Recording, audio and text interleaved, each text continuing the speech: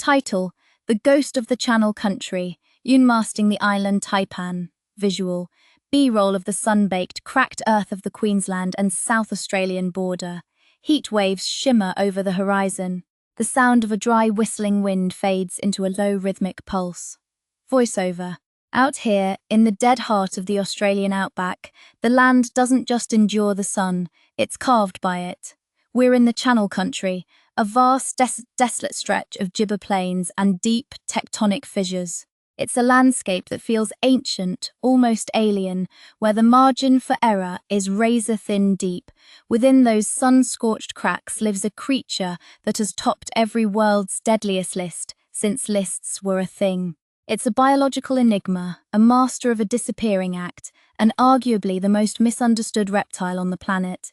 Meet Oxyuranus microlipidatus. To the scientific world, it's the Inland Taipan. To the early explorers, it was the fierce snake. And to the internet, it's a clickbait monster. But today, we're stripping away the sensationalism to look at the ethology, the chemistry, and the quiet reality of the most venomous land snake on Earth. The truth about the taipan is far more interesting than the myths. Part 1. The Overkill Enigma voiceover. Let's get the big numbers out of the way, because they are genuinely staggering. In toxicology, we measure potency using the LD50, the median lethal dose. Essentially, it's the amount of venom required to neutralize half a test population.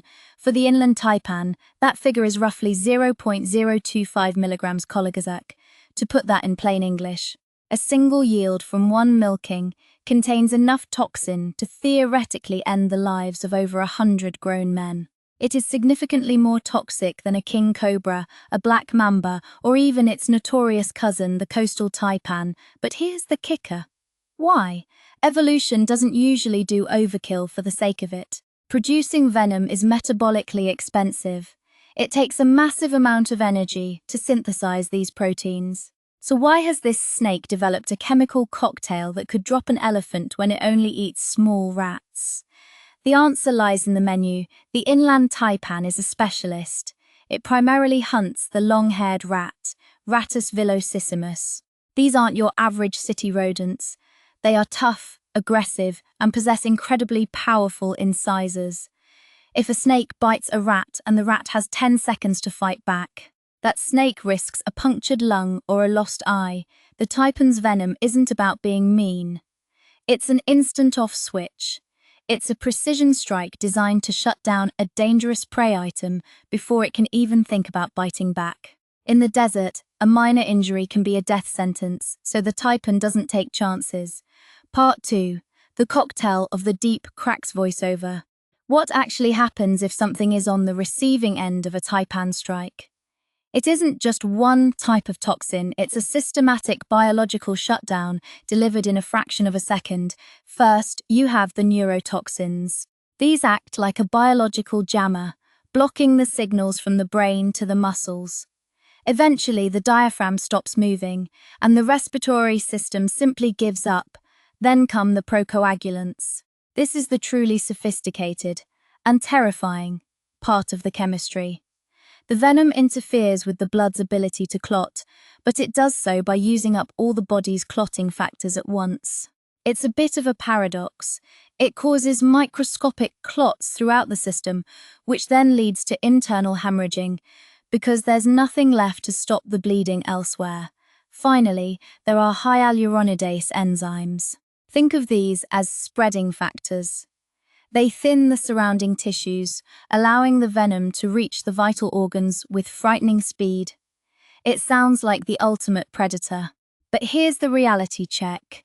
Despite this terrifying arsenal, there has never been a recorded human fatality from an inland taipan bite in Australia since the introduction of specialized anti-venom. Why? Because they're just not that into us. Part 3. Fierce by name, not by nature voiceover. The name fierce snake is actually a bit of a historical whoopsie. When it was first described by Western science in the late 19th century, the name referred to its venom and its clinical efficiency in hunting, not its temperament. In reality, the Inland Taipan is incredibly shy. While the coastal taipan is known for being high-strung and flighty when cornered, the inland variety is a total homebody. They live in the black soil plains, where the earth opens up into deep cracks during the dry season. These cracks are their highways, their bedrooms, and their hunting grounds.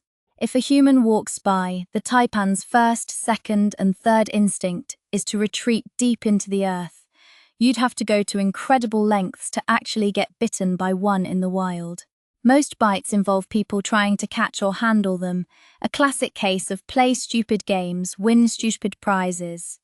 When left alone, they are the definition of placid. Part 4, the seasonal shapeshifter voiceover. One of the most remarkable things about this species is that they are seasonal shapeshifters. Most snakes look the same year-round, but the inland taipan is a living thermometer. In the scorching Australian summer, they sport light, pale straw scales to reflect intense heat and blend into the sun-bleached grass. But as winter rolls in and the desert nights turn freezing, they undergo a hormonal shift. Their scales turn a deep, dark brown. This is thermoregulation at its finest. The darker scales absorb more sunlight, allowing the snake to warm up faster in the chilly mornings. It's a sophisticated biological heater that allows them to remain active and hunt when other reptiles are still stuck in a cold-induced stupor. Part 5. Respect, not fear voiceover. So, how should we view the inland taipan in an era of sensationalist nature documentaries? We see plenty of content that uses red circles and shocked face thumbnails, painting these animals as monsters lurking in your backyard. But the truth is, the inland taipan is a vital part of a fragile ecosystem. They are the apex regulators of rodent populations in a landscape where booms of rats can absolutely devastate the sparse vegetation. They aren't evil. They aren't vicious. They are highly evolved, specialized survivors that have mastered one of the harshest environments on the planet. In Australia, we have a saying, "Leave 'em alone, and they'll leave you alone." It's a rule that has kept us coexisting with some of the world's most potent creatures for tens of thousands of years. The inland taipan is a marvel of evolutionary chemistry, a reclusive ghost of the Channel Country that deserves our respect, our protection, and, most importantly, a bit of distance. Voiceover. If you found this deep dive into the science of the bush useful, consider subscribing. We're all about facts over fear here. Thanks for watching, and stay safe out there in the scrub. Cheers. Part 2, the reappearing act and the scenes of the bust. Visual, archival-style sepia photos of early Australian explorers transitioning into modern drone footage of the Eyre Creek floodplains. The music is atmospheric, slightly mysterious, voiceover. For a long time, the inland taipan didn't officially exist. After its first discovery by Western science in 1879, it effectively vanished. For nearly a century, it was a ghost species, known only from 2 dusty specimens and a handful of tall tales from the back of beyond. It wasn't until 1972 that a dedicated search finally rediscovered the snake, tucked away in the remote corners of the Lake Eyre Basin.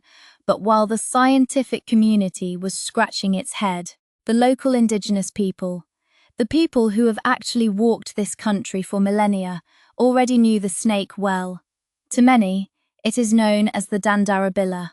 In their traditional knowledge, the snake wasn't a monster to be feared, but a creature to be respected and avoided.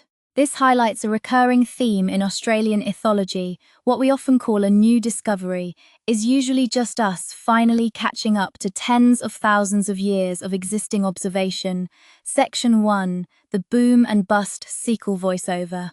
To understand the inland taipan, you have to understand the rhythm of the Outback. It's a boom and bust ecosystem. For years, the Channel Country can be a parched, cracked wasteland. But when the rains come, sometimes from thousands of kilometers away in the northern tropics, the dry creek beds turn into inland seas.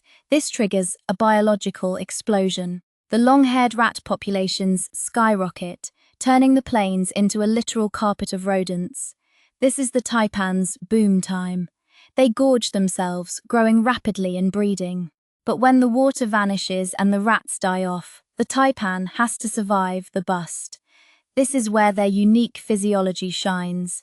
They can go for months without a single meal, slowing their metabolism to a crawl while they wait in the deep, humid fissures of the earth. They aren't just survivors, they are masters of the long game. Section 2, the rapid-fire strike voiceover.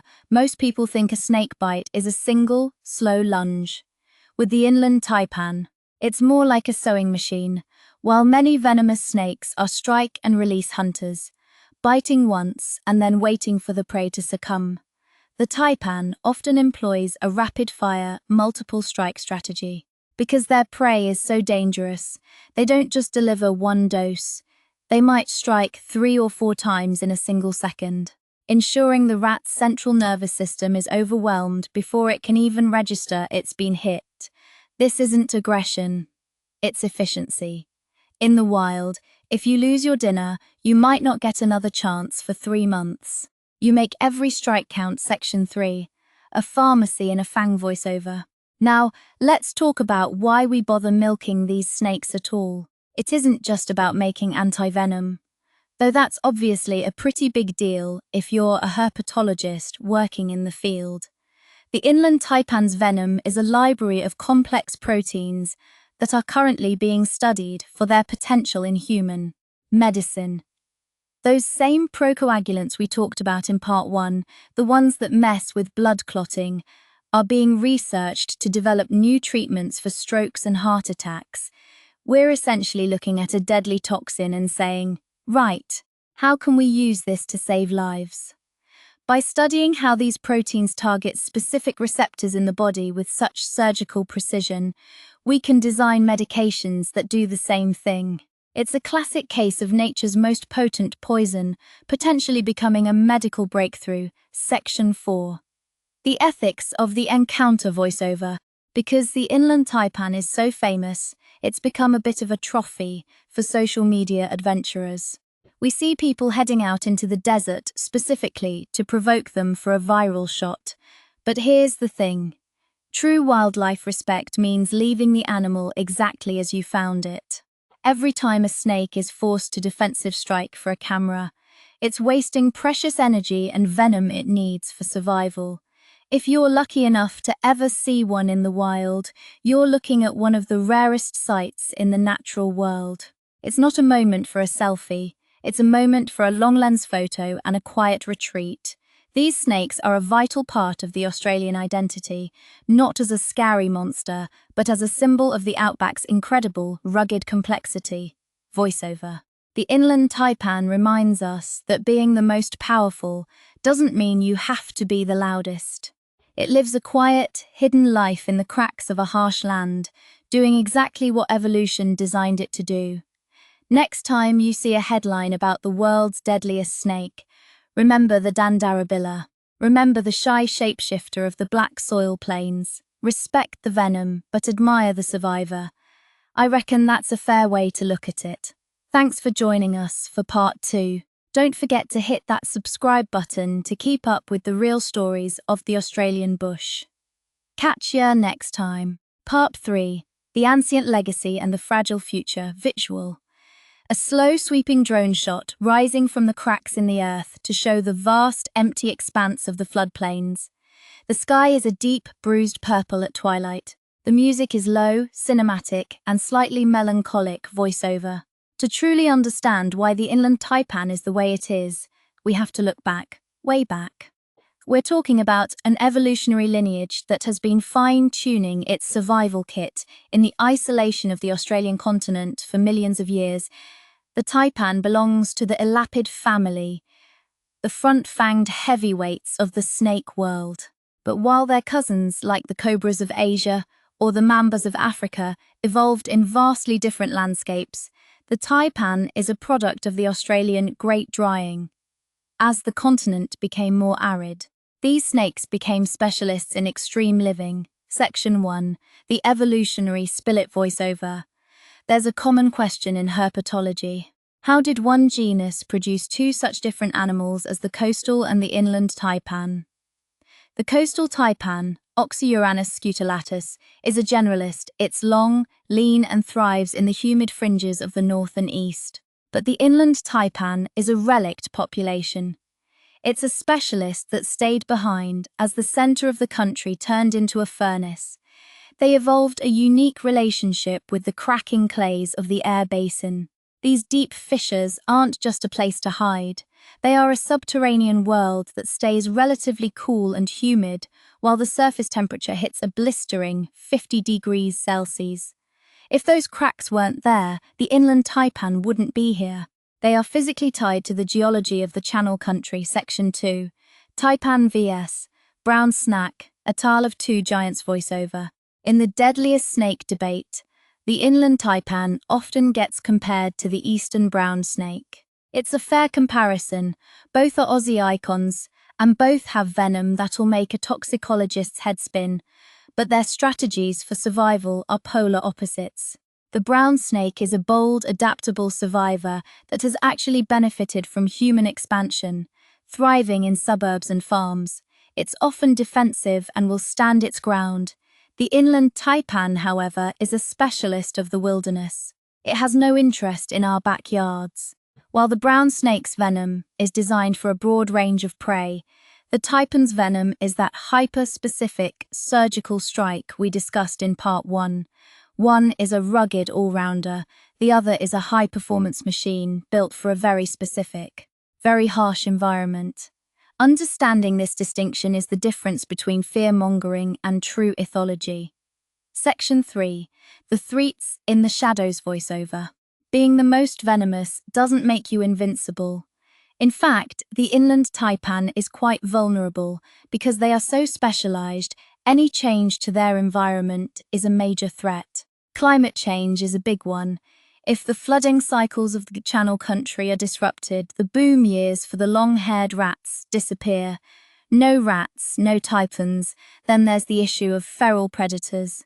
Introduced species like feral cats and foxes don't just eat the snake's food. They'll go after the snakes themselves, particularly the juveniles. A young taipan, for all its future potential, is a snack for a hungry cat. Currently, the inland taipan is listed as least concern globally, but that's a bit of a tricky label. In reality, they exist in such low densities and in such specific spots that a single bad decade of drought or habitat loss could see their numbers plummet before we even realize it's happening. Section 4. The philosophy of the fear snake voiceover. As we wrap up our journey into the world of the inland taipan, it's worth reflecting on why we're so fascinated by them. Is it just the danger factor? Or is it something deeper?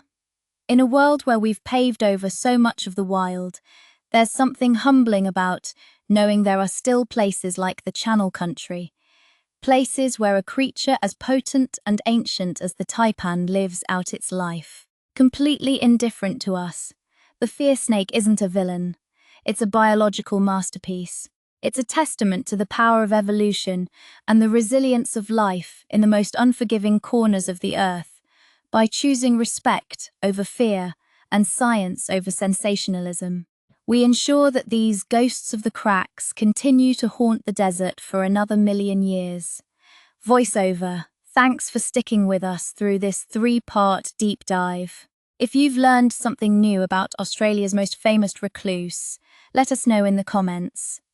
We reckon the more people understand these animals, the better chance they have of surviving in a changing world. Don't forget to like, subscribe, and hit that notification bell for more premium wildlife content from the land down under. I'm your channel name, and I'll catch you on the next one. Stay safe and keep your eyes on the track. Part 4. Beyond the infographics, myths, mere summerance and medicine, visual, a close-up of a taipan's eye, dark and intelligent. Transition to a laboratory setting with scientists examining molecular structures. The music is steady and informative, voiceover. We've spent a lot of time talking about why the inland taipan is the most venomous. But in the world of wildlife science, most venomous and most dangerous are two very different things. If you look at a list of the world's deadliest snakes based on human fatalities, the taipan usually isn't even in the top 10. That's because danger is a calculation of toxicity plus opportunity. The snakes that cause the most grief, like the saw-scaled viper in Africa or the Indian cobra, live in high-density areas where humans and reptiles are constantly bumping into each other. The inland taipan, by contrast, lives in a place where you're more likely to see a UFO than another taipan. Section 1. The Sea Snack Debat Voiceover. You'll often see a bit of a blue in the comment sections about whether the inland taipan is truly number one. People point to the Belcher's sea snake or the Dubois sea snake, claiming they have a lower LD50. Here's the scientific nuance. While some sea snakes have incredibly potent venom designed to drop fast-moving fish instantly, the inland taipan remains the undisputed heavyweight champion of the land. When we talk about land-based toxicity, nothing else even comes close. Furthermore, the volume of venom the taipan can deliver, its yield, is significantly higher than that of most sea snakes. It's a combination of extreme potency and a generous serving size that secures its crown. Section 2. Debunking the chase. Myth voiceover. Let's tackle one of the biggest myths in Australian folklore.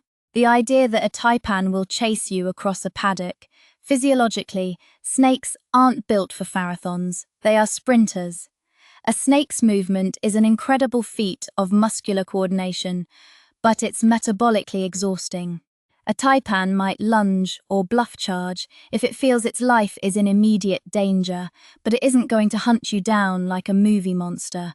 When a taipan coils into that famous S shape, it isn't preparing to launch like a missile. It's a defensive posture. It's the snake saying, "I am uncomfortable, I am cornered, and I have the tools to end this." If you back away, the snake will almost always take the opportunity to vanish into the nearest crack in the earth. They aren't looking for a fight, they're looking for an exit. Section 3. The dry bite phenomenon voiceover. There's also a lot of talk about dry bites, where no venom is injected. In some species, up to 50% of defensive bites can be dry. The snake is essentially giving you a warning clip without wasting its precious chemical stash.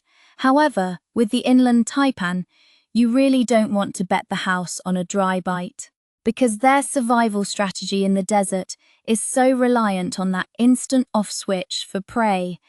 They tend to be very efficient with their delivery. While dry bites are possible, the inland taipan is biologically geared toward a confirmed hit. Section 4. The miracle of antivenom voiceover. The fact that we can even talk about this snake without it being a death sentence is thanks to a massive feat of Australian science. Back in the mid-20th century, a bite from any taipan was considered 100% fatal. The development of the taipan-specific antivenom in the 1950s was a turning point. It required incredible bravery from early herpetologists who risked everything to collect the first samples. Today, the process of creating antivenom involves injecting tiny, non-lethal amounts of venom into donor animals, usually horses, and then harvesting the antibodies their immune systems produce.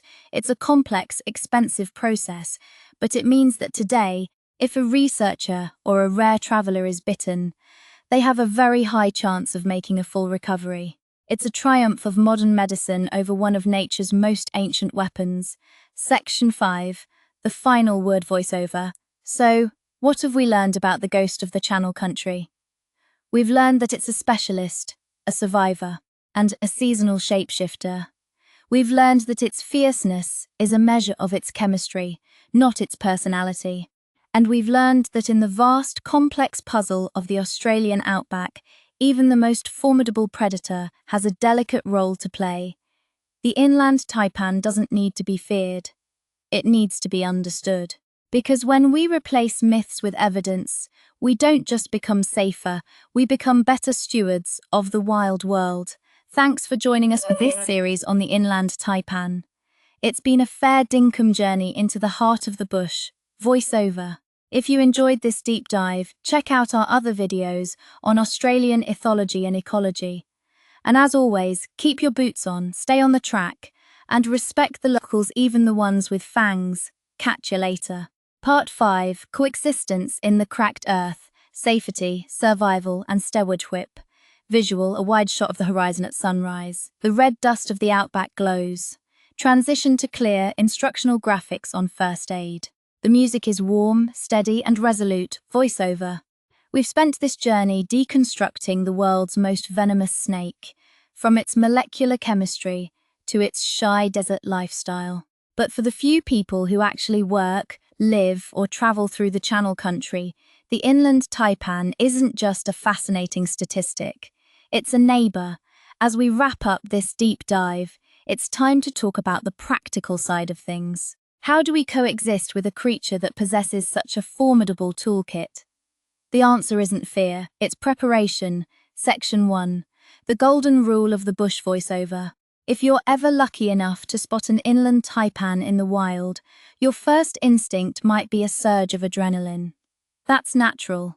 But here's the fair dinkum truth.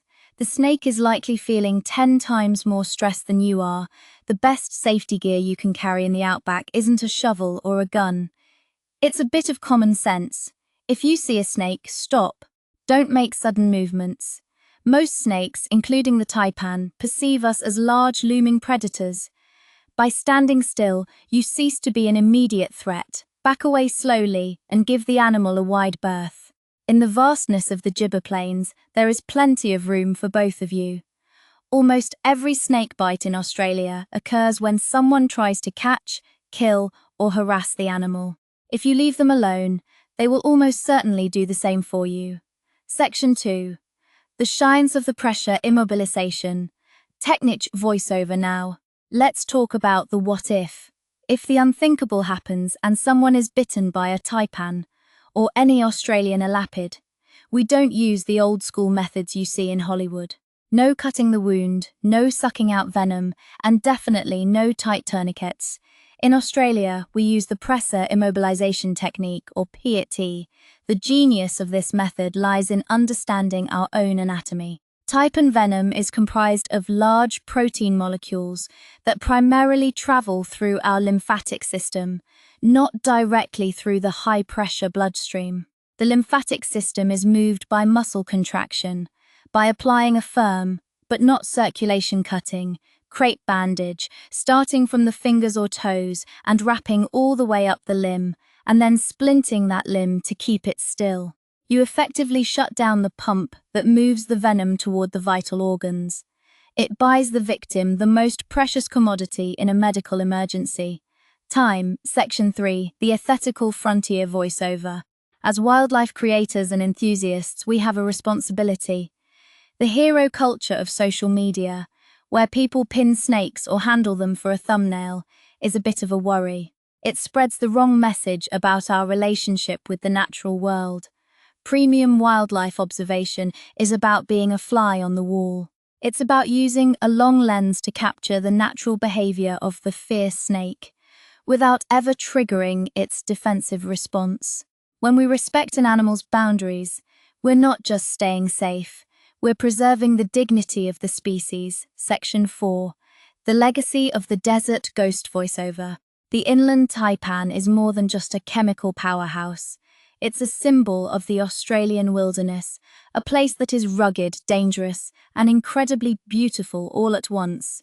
It reminds us that the world doesn't belong to us, we just share it. From the deep black soil cracks to the shimmering heat of the air basin, the taipan plays its part in the grander story of our continent. It's a master of survival that has endured for millions of years by being smart, efficient, and reclusive. When we look at the taipan, we shouldn't see a monster. We should see a triumph of evolution. We should see a reclusive specialist that has carved out a life in a land where most things wither and die. Voiceover. The truth about Australia's fierce snake is that it isn't fierce at all.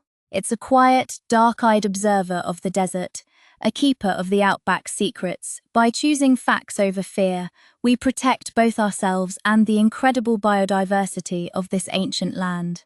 Thanks for walking this track with us. If you've enjoyed this series, make sure to share it with someone who thinks all Aussie snakes are out to get them. Let's set the record straight together.